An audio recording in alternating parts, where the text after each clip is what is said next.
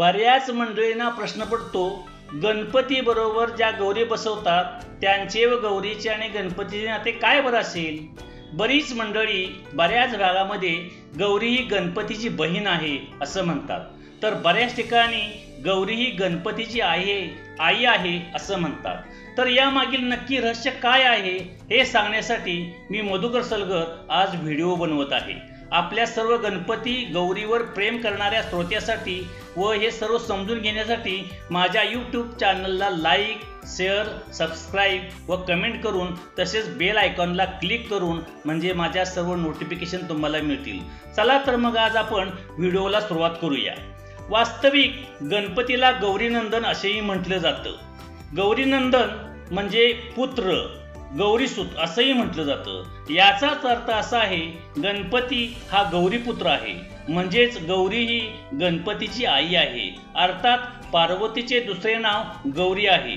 हिंदू देवता शास्त्रात व समाज जीवनामध्ये गौरी हे शिवाच्या शक्तीचं व गणपती बाप्पाच्या आईचं रूप मानलं जातं। अपराजित प्रच्छा या ग्रंथामध्ये एकूण 12 गौरीचा उल्लेख येतो, तर अग्निपुराणामध्ये गौरीच्या मूर्तीचं सामूहिक पूजन केलं जातं। त्याला खूप महत्त्व त्यानुसार आहे। ह्या 10 दिवसामध्ये फक्त एकट्या गणपतीची पूजा नसते, या काळात 3 दिवस 2 मातांची पण पूजा करतात। आता तुम्हाला प्रश्न पडला असेल की 2 माता कोण बरं? कारण गणपतीला दौमातुर असेही म्हणतात। गणपतीची पहिली आई म्हणजे पार्वती आणि पार्वती म्हणजेच गौरी व दुसरी माता म्हणजे गंगा।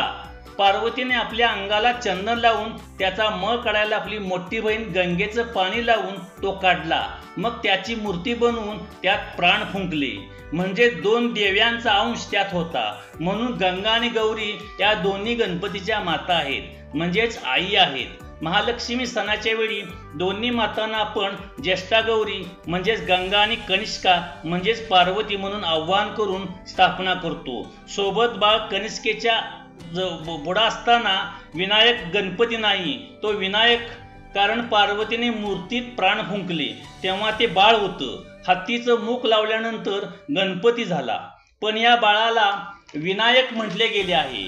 विनायक म्हणजे विना नायकाचं मूल, म्हणजे पतीशिवाय जन्मलेलं मूल, म्हणून विनायक आहे।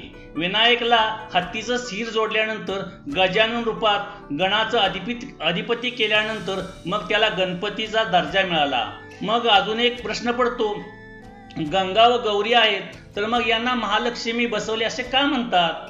तर लक्ष्मी म्हणजे समृद्धी व वैभव या दोन्ही मातांनी गणपती जन्माला देऊन वैभव आणले, निर्विघ्नता जगामध्ये निर्माण केली, म्हणून यांना महालक्ष्मी असे म्हणतात। भाद्रपद महिन्यात येणाऱ्या गौरीचं पूजन करून अखंड सौभाग्य प्राप्तीसाठी स्त्रिया हे व्रत करतात।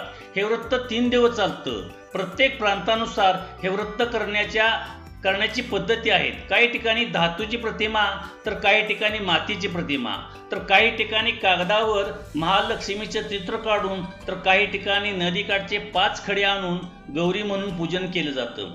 तर काही ठिकाणी 5 मडक्यांची उतरण रचून त्यावर गौरीचा मुकुटा बसवतात, तर काही ठिकाणी तांब्यावर वाटी ठेवून त्याला नागडोळे काढून, तर काही ठिकाणी सुवासिक फुले येणाऱ्या वनस्पतीची रोपे, तेरड्याची रोपे एका ठिकाणी बांधून त्यांच्या प्रतिमा बनवून त्यावर मातीचा मुकुटा चढवतात। त्या मूर्तीला साडी नेसून व अलंकार घालून पूजन करतात। 1 दिवस आवाहन, दुसऱ्या दिवशी भाजी भाकरीचं नैवेद्य करतात, तिसऱ्या दिवशी विसर्जन करतात। असं आहे गौरी व गणपतीचं नातं। तर कृपया व्हिडिओ सर्वांना शेअर, सबस्क्राईब व कमेंट करून आम्हाला व्हिडिओ करण्याची प्रेरणा द्यावी। धन्यवाद। Please like, subscribe, share and comment. Thank you.